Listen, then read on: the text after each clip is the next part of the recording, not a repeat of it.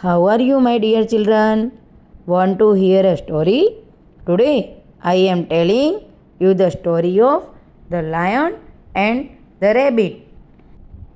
Once there was a lion in a jungle. He used to kill 2-3 animals daily for his meal. All animals went to him to tell that daily one of them would come to him for his meal. The lion agreed, and this continued for many days. It was a rabbit's turn now. When he was on his way, he saw a whale. He planned to kill the lion. He went to the lion and said that there was another lion. He said, I am stronger than him. The lion asked the rabbit to take him to that lion.